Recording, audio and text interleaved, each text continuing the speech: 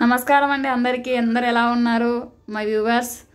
And ఈరోజు 250 grams chicken తీసుకొచ్చానండి. Sunday special అని చెప్పేసి గోంగూర చికెన్ చేద్దామని చెప్పేసి లైట్గా దాంట్లో సాల్ట్ యాడ్ చేశాను చికెన్లో.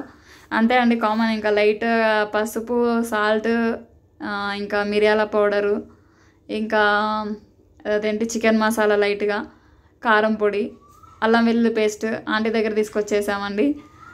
మనం అంతే ఇంకా దొంగతనం చేసేయాలి హాస్టల్లో, ఎందుకంటే మనం సపరేట్గా బాగుండవు కదా స్టోరేజ్, అందుకని చెప్పేసి ఆంటీని అడిగితే ఇచ్చేస్తారనమాట. ఇచ్చేసింది. నేను పచ్చిమిర్చి, వెల్లుల్లి 2 రబ్బలన్నీ ఎత్తుకొచ్చేసాను మొత్తానికి.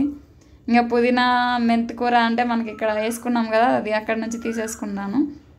మొత్తానికైతే మ్యారినేట్ చేశానండి. వీడియో అయితే నేను మ్యారినేట్ చేసేది ఒక్కదాన్నే వీడియో తీసుకుంటూ వేస్తున్నానండి, ఎందుకంటే మా ఫ్రెండ్ ఇంటికి వెళ్ళిపోయింది. తనకు సాటర్డే హాఫ్ డే అనమాట. సండే హాఫ్ డే, సండే ఉంటుంది అనమాట హాలిడే తనకి. సాటర్డే హాఫ్ డే, సండే ఉంటుంది కాబట్టి తన ఇంటికి వెళ్ళిపోయింది. మొత్తానికైతే గోంగూర అండి ఒక కట్ట తెప్పించుకున్నాను. గోంగూరని ఇప్పుడు దాన్ని చికెన్లోకి ఇది మ్యారినేట్ చేసాం కదండి, పుదీనా మెంతం కూర వేసాను. అది మ్యారినేట్కి అది ఫ్లేవర్స్ పట్టుకుంటుంది. ఇంకా గోంగూరని అయితే పేస్ట్ చేద్దామండి. గోంగూరలో సాల్ట్, పసుపు యాడ్ చేద్దాము. యాడ్ చేస్తే యాంటీ బ్యాక్టీరియల్ ఉంటుంది కదండి. పసుపు అయితే కొంచెం యాడ్ చేయండి, ఎందుకైనా మంచిది. ఎందుకంటే ఉన్న ఎక్కడైనా బ్యాక్టీరియా ఉంటే అది టర్మరిక్ అనేది మంచిది అనమాట. పసుపు మనకి యాంటీ బ్యాక్టీరియల్ కాబట్టి. మొత్తానికి అయితే పేస్ట్ చేయాలి దాన్ని. నేనేం ఆయిల్ ఇవన్నీ ఏమీ లేదండి, జస్ట్ వాటర్ లైట్గా యాడ్ చేశాను దాంట్లో. ఇంకా అంతే అండి. దాన్ని పేస్ట్ చేసేసి సపరేట్గా పెట్టేసుకొని ఇంకా చికెన్ కావాల్సిన ఆనియన్, పచ్చిమిర్చి అన్నీ కట్ చేసి పెట్టాను ముందే. అన్నీ మనం చికెన్కి రెడీగా పెట్టేసుకుంటే ఈజీగా అయిపోతుంది. ఇంకా అండి మా ఫ్రెండ్ అయితే ఇంటికి వెళ్ళిపోయింది. తను కూడా నాన్ వెజ్ తింటుంది, ఎందుకంటే శ్రావణ మాసం స్టార్ట్ అయింది కదా. ఇంకా తను లాస్ట్ సండే అని చెప్పేసి తినే రావడానికి వెళ్ళింది. ఇంకా నేనైతే ఉంటానో ఉండనో తెలియదు, ఉండాలి మ్యాక్సిమం, ఎందుకంటే మా ఇంట్లో వాళ్ళు ఉండమని చెప్తారు. ఖచ్చితంగా ఉంటాను, చూద్దామండి.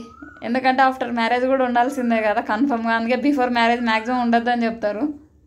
ఇప్పుడే కదండి మనకు ఫ్రీడమ్. ఆఫ్టర్ మ్యారేజ్ అయితే ఖచ్చితంగా హస్బెండ్లో ఉండాల్సింది వస్తుంది. అత్తమ్మ వాళ్ళు ఉంటారు కాబట్టి. ఎలా అయితేనండి అప్పుడు ఎందుకండి, జాబ్ తెచ్చుకోవాలి కదా, హాస్టల్లో ఉంటున్నాం. హాస్టల్లో చికెన్ ఇంత ఈజీగా చేసుకోవడానికి అందరికీ ఉపయోగపడుతుంది అనుకుంటున్నాం, హాస్టల్లో ఉన్న వాళ్ళకి, బ్యాచిలర్స్కి.